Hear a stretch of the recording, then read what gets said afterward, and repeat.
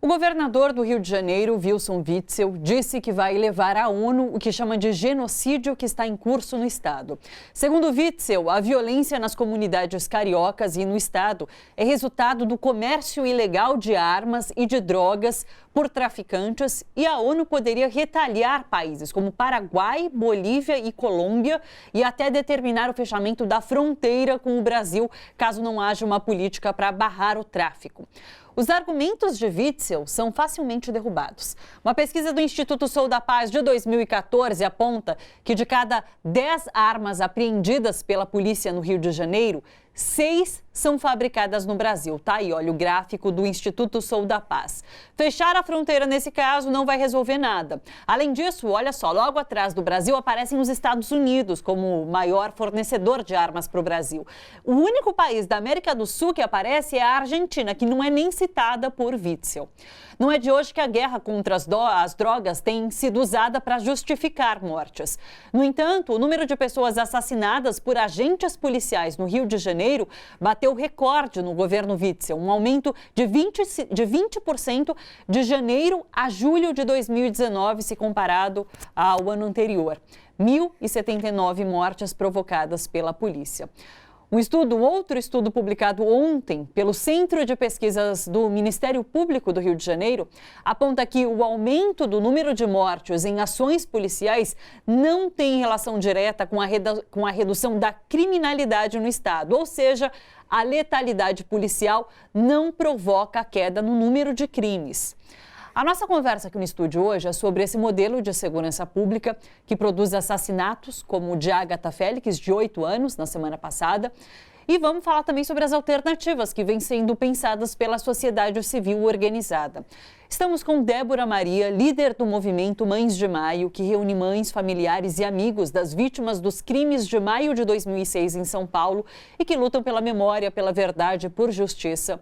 Nos acompanham também o advogado Daniel Teixeira, coordenador de projetos do Centro de Estudos das Relações de Trabalho e Desigualdades, e Douglas Belchior, que é coordenador de articulação do Fundo Brasil de Direitos Humanos. Sejam todos muito bem-vindos aqui no estúdio, pessoal. Muito obrigada pela presença.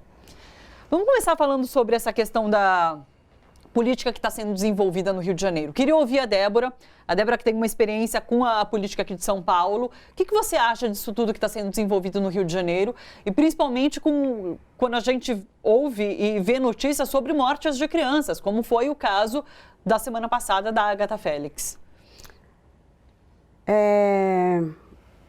No nosso entender, na nossa visão de mães, que está há mais de uma década aí nas trincheiras lutando contra a violência do Estado, a gente vemos uma campanha eleitoral antecipada. Sim. E isso aí já é uma história que se repete. Geralmente as campanhas eleitorais é feita em cima da segurança pública, a qual nossos filhos, nosso sangue dos nossos, eles que está em jogo.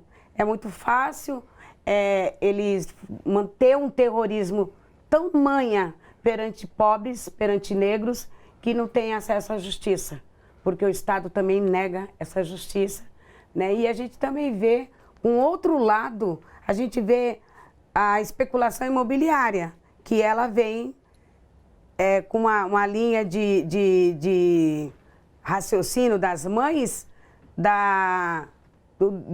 do território, de ocupar o território, porque a gente fala das milícias, a gente estamos falando das milícias, né? Então, como a comunidade tem uma vista privilegiada, que é de direito de consumo, que eles acham, da classe média alta, dos ricos, sim, né? E são pessoas que têm 3 gerações, como a gente conhecemos lá no Morro da Santa Marta, né? Que eles querem o pico, para ir para o pico do morro, passa pela aquela casa que a família resistiu, eles perseguiram aquela família, entendeu? Porque eles querem como se fosse um atalho turístico em cima de 3 gerações. Então a gente vê que a especulação imobiliária, o que está acontecendo no Rio de Janeiro, com o apoio do governo agora, né? O governo tanto ele quer dar um espaço para a especulação imobiliária, como ele faz uma campanha dando o nome dessa guerra às drogas, mas não tem guerra às drogas.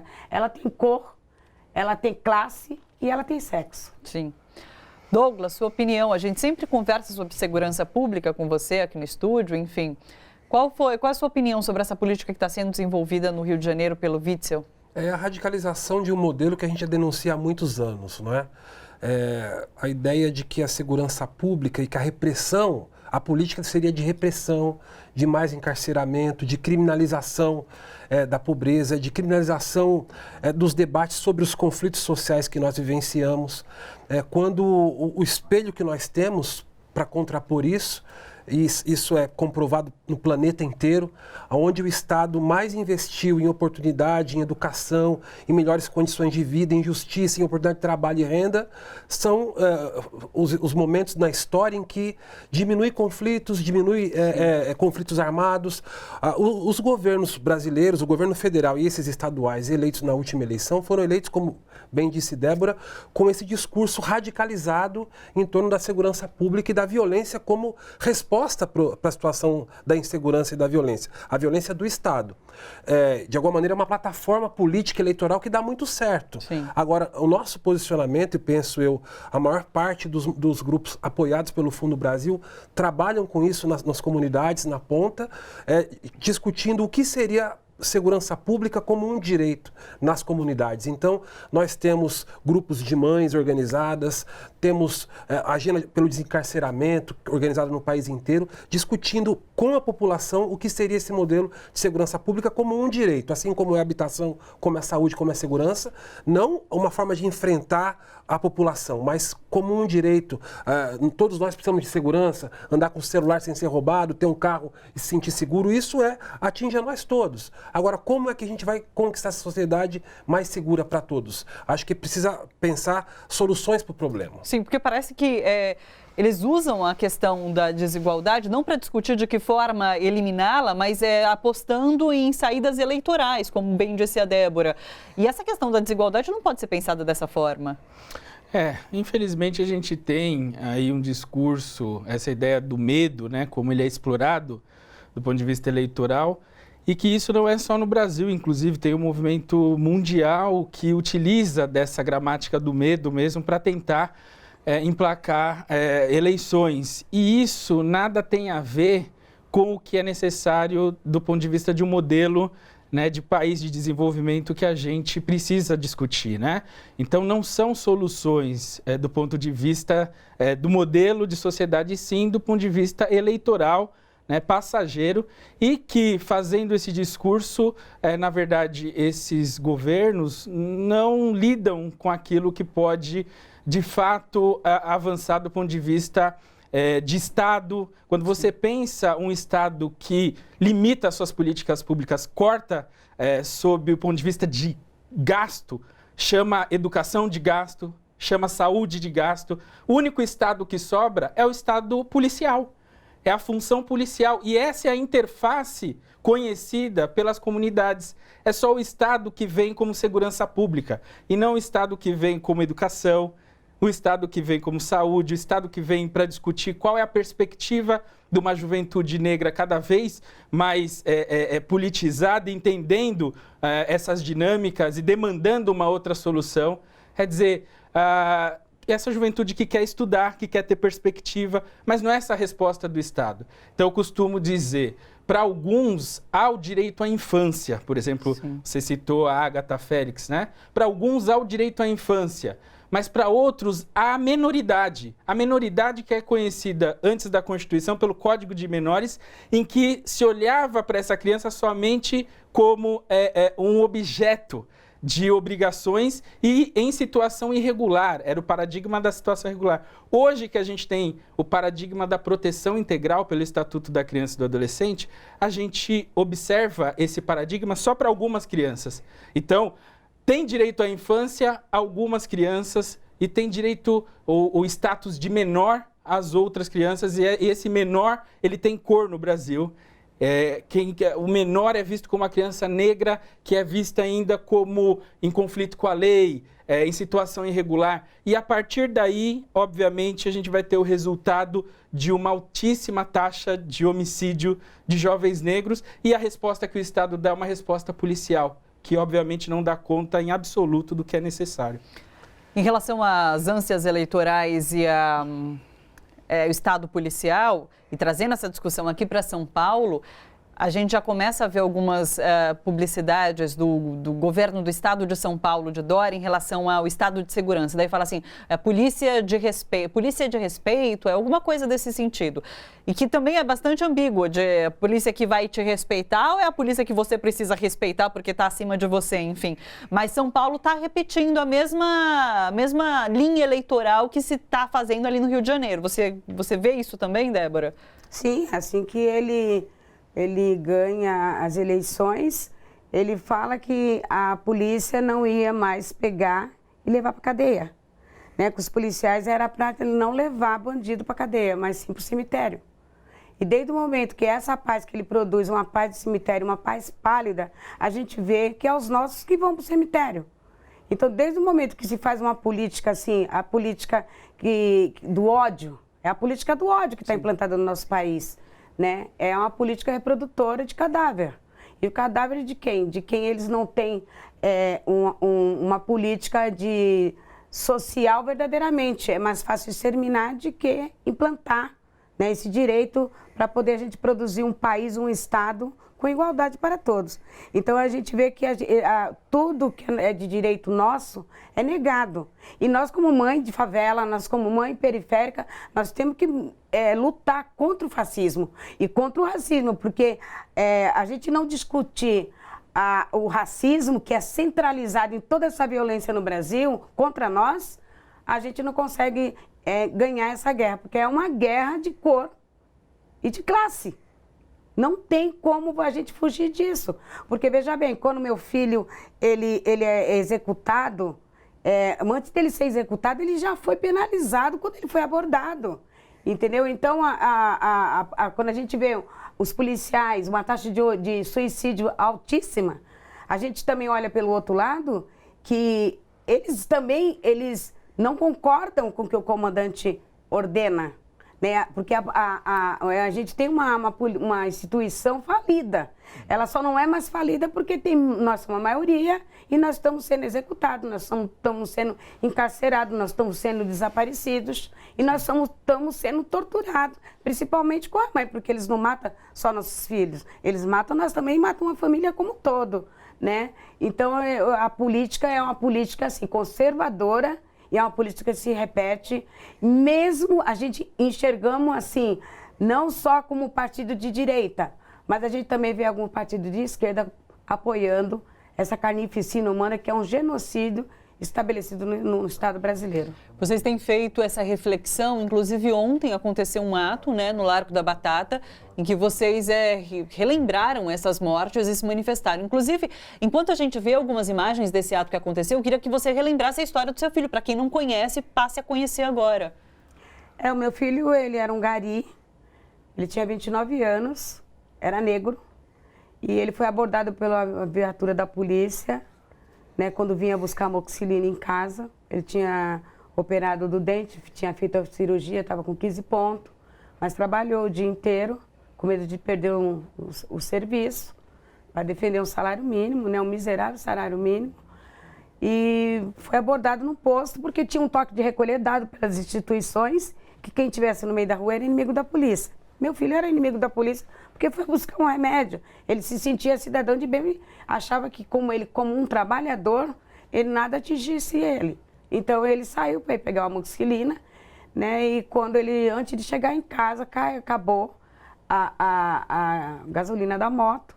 E aí ele estava no posto, o posto também estava fechado, porque o toque de recolher foi o dia 15 de maio que parou essa metrópole, né? Eles pararam a metrópole para colocar a população para dentro de casa, com a cultura do medo, né? Produziu esse medo esse dia, para ninguém ver ninguém no meio da rua, para matar. E foi o que aconteceu, foi o dia que mais matou, né? E meu filho foi uma dessas vítimas, mas ele foi sentenciado. O policial que abordou ele falou: neguinho, morreu, você é ladrão. Quando meu filho falou assim, não me bata porque eu sou trabalhador, né? E ele perguntou, e eu sou o quê? Sou vagabundo? Porque é assim que funciona, né? Então, essa política que eles implantaram em maio, ela ramificou para todo o Brasil, né, o modo operante de agir deu certo. Né? Eles vêm, eles matam encapuçado, ou então no carro popular, e depois recolhem os projéteis, eles mexem nos corpos para dizer que chegou ao socorro e a vítima ainda estava sobrevivendo, mas é para mexer na cena do crime, para prejudicar a vítima 2 vezes, foi o que aconteceu com meu filho. E aí não foi só meu filho, foi 600 meninos no estado de São Paulo, pasme, todos os inquéritos arquivados. Né? E o que teve uma solução assim, positiva para nós, que foi aqui no Jardim Brasil, né? E o policial ele foi condenado a 36 anos de cadeia, mas os advogados, que é o advogado que até hoje a gente se faz pergunta para nós mesmos, quem é que paga esses advogados de policiais, que não é, né? Quem é que paga se eles ganham o salário que eles reclamam, que é baixo, né? Então, quem é que paga? E, enfim, esse advogado era o advogado do filho do Pelé, do Edinho, que cancelou o julgamento. Então, para você ver como é que pode, a gente sobe de Santos para São Paulo e a gente lá do lado da minha casa, que é o distrito, vários tripés, a mídia toda em cima, ali olhando, e ele, em vez de estar lá apoiando o cliente dele, ele está num julgamento, né, criminalizando as mães, porque a gente ainda sofre com a criminalização no júri, eles não deixavam a gente olhar assim, enfim, na bolsa, nem pegar nenhuma água, não pegar uma bala, nem nada. A gente continua sendo criminalizado perante esses advogados, perante muitas vezes os promotores e até mesmo o juiz, quando passa a caneta e mata 10 vezes de que é aquele que apertou o dedo. Sim. E Douglas, diante desse momento político em que, inclusive, não dá para esperar muito do nosso governo em relação à segurança pública, da forma como a gente entende, os movimentos sociais têm pensado melhores formas, mais propositivas de se tratar a segurança pública. O que tem se articulado em relação a tudo isso? Diante de tanto desrespeito à Constituição e aí esse ataque à sociedade civil organizada, o que a gente vê, por outro lado, são os movimentos cada vez mais fortes. Então, há cada vez mais, infelizmente, né, Débora? O movimento de mães cada vez mais forte no Brasil, isso é um péssimo sinal, porque significa que nossos filhos continuam morrendo. Sim. E as mães continuam usando parte da sua vida também para exigir justiça. Então, o Fundo Brasil se dedica a apoiar iniciativas como essa, encontros dessas mães, encontros de articulação que pensam segurança pública, que pensam a área da justiça criminal, que pensam o papel do encarceramento hoje no Brasil. 40% das pessoas presas estão presas sem julgamento. Sim. O papel das audiências de custódia, quando a maioria esmagadora daqueles que são, são despachados para os presídios mesmo sem um julgamento justo, são pessoas negras e pobres. Né? Há uma articulação em torno de uma agenda pelo desencarceramento, há então uma articulação no Brasil inteiro de movimentos sociais de ponta, de base, discutindo essa política, né? E propondo uma política que seja humanizada, que rediscuta o papel das cadeias, né? Afinal de contas, a que servem os presídios? A que servem as cadeias? Será que ela cumpre o papel que ela deveria cumprir numa sociedade como a nossa? E a postura da Polícia Militar, é uma postura adequada? Então a gente continua fazendo um debate do ponto de vista da civilidade, da defesa de direitos humanos.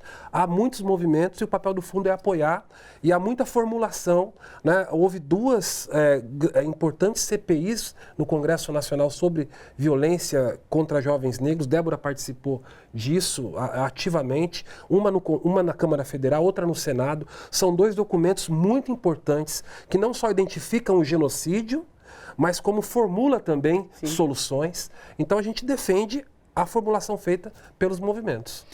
A gente falou sobre essa questão do genocídio e essa palavra foi usada por Witzel, mas num caráter errado, não é esse o genocídio a que a gente está se referindo. E existe de fato um genocídio aqui no Brasil.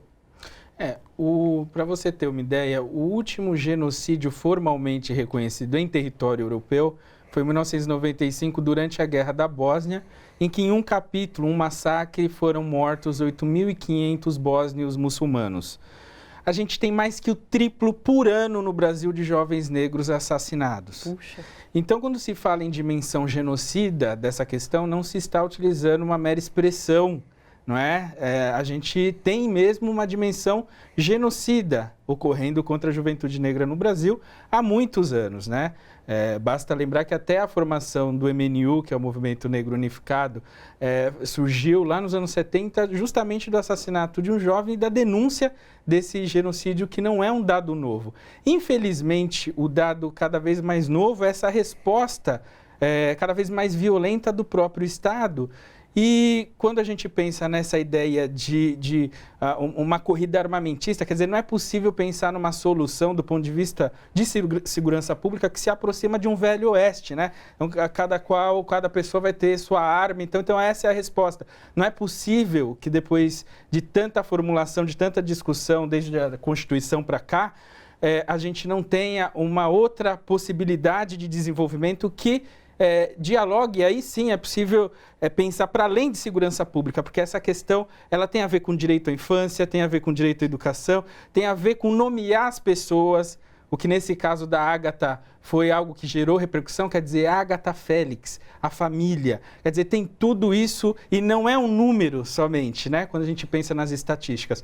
Então, pensar tudo isso a partir do Estado, mas principalmente da sociedade civil também se articulando, é fundamental, porque quando a gente não tem como esperar isso nesse momento de políticas governamentais, é preciso que a gente se organize para além de denunciar e pensar também outras formas de desenvolvimento que a gente possa ter os direitos sociais sendo exercidos, né? E como a Débora falou, é ruim até para a polícia esse modelo que está hoje, né? A alta taxa de suicídio demonstra isso, né? Sim.